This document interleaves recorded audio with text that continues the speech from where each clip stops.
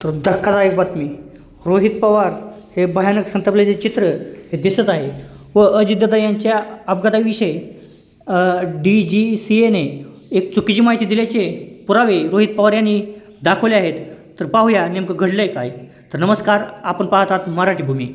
आज आपण रोहित पवार यांनी केलेल्या भाषणातील मुद्दे आणि त्यांच्या शब्दाऐवजी सोप्या आणि स्पष्ट भाषेत समजून घेणार आहोत.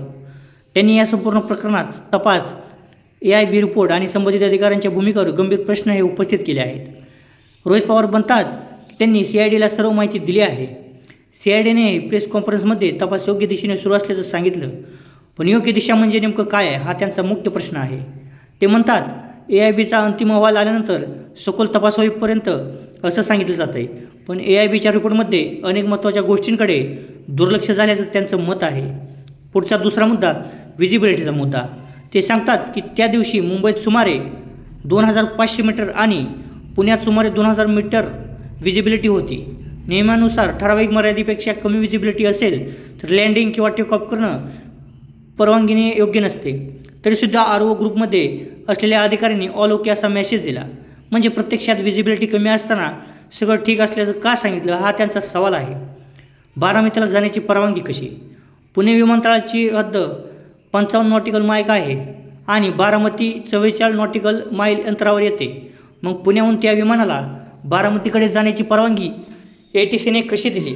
मुंबईत टेक ऑफ कसं मंजूर झालं हे तपासात स्पष्ट व्हायला हवं होतं असं ते म्हणतात.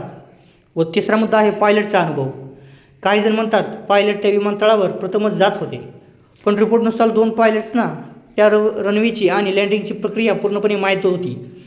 ते याआधी अनेक वेळा तेथे लँड झाले होते, म्हणून अनुभव नव्हता हा युक्तिवाद चुकीचा आहे असं ते सांगतात. तर 2009च्या नियमांचा उल्लेख. 2009मध्ये YS राजकारा रेड्डी यांच्या अपघातानंतर त्यागी समिती स्थापन झाली होती. त्या समितीने स्पष्ट केलं होतं की विजिबिलिटी नसताना विशेषतः VIP प्रवास करत असेल तर लँडिंग करू नये. मग हा नियम पाळला गेला का हा थेट प्रश्न रोहित पवार यांनी विचारला. पुढे ते म्हणाले की RO नावाच्या ग्रुपमध्ये सिव्हिल विजन विभागाचे अधिकारी आणि अजितदादांचे PA होते असं ते सांगतात.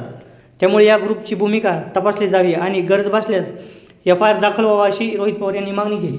पुढे ते म्हणाले की विमानाच्या फ्लाईंग अवर्समध्ये मोठी तफावत आहे. काही वर्षात 2000 तास उड्डाण आणि अचानक पुढच्या वर्षी फक्त 250 तास हे संशयास्पद आहे. विमानाच्या इंजिनाची मर्यादा 5000 तास असताना 8000 तास वापरला झाल्याचा संशय आहे. तर अंडरलॉगिंग केलं असेल तर ते गंभीर आहे. ते उदाहरण देतात, जसं गाडी विकताना स्पीडोमीटर कमी दाखवला तसं गाडीची किंमत जास्त मिळू शकते. तसंच विमानाबद्दल झालं का?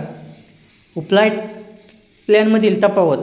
रिपोर्टनुसार विमानाचा मार्ग मुंबई बारामती मुंबई असा होता, पण प्रत्यक्षात शमशाबादाचा उल्लेख काही ठिकाणी आहे. मग अधिकृत फ्लाईट प्लॅनमध्ये तो का दिसत नाही? वेळांमध्येही 15-20 मिनिटाचा फरक आहे. 2-3 मिनिटाचा फरक समजू शकतो, पण इतका मोठा फरक का? तिसरा मुद्दा आहे की ब्रेथ अनालायझर टेस्ट. नियमानुसार पायलटची ब्रेथ अनालायझर टेस्ट विमानतळावरील ठराविक ठिकाणी व्हायला हवी, पण रिपोर्टमध्ये ती विमानाच्या आत झाल्याचा उल्लेख आहे. हे नियमानुसार योग्य आहे का? व त्यांनी पुढे इंधनाचा मुद्दा उचलला. रोहित पवार म्हणतात की सकाळी 2900 LB इंधन असल्याचं सांगितलं गेलं, तर प्रवास फक्त मुंबई बारामती मुंबई इतका असणार असेल तर इतकं अतिरिक्त इंधन का भरलं? पुढे हैदराबादला जाणार असतील तर तिथे इंधन भरता आलं असतं, मग 90-95 टाकी का भरली असं रोहित पवार यांनी मुद्दा उचलला. व पुढे ते म्हणाले की रोहित पवार यांचा मुद्दा असा आहे की संपूर्ण प्रकरणात अनेक विसंगती आहेत. तर मित्रांनो, विजिबिलिटी, फ्लाईट प्लॅन, लॉगबुक, वेळा, इंजन आणि अधिकाऱ्यांची भूमिका, त्यांच्यामध्ये जर सर्व लॉगबुक, पायलट, इंजन, विमान आणि एअरपोर्ट एकत्र तपासले तर सत्य बाहेर येऊ शकतं. तर मित्रांनो, तुम्हाला या सर्वबद्दल आणि रोहित पवार यांच्या वक्तव्याबद्दल काय वाटतं हे कमेंटमध्ये नक्की कळवा. व आपण पाहतात मराठी भूमी. अशाच सखोल आणि स्पष्ट विश्लेषणासाठी चॅनलला सबस्क्राईब करायला विसरू नका. जय महाराष्ट्र.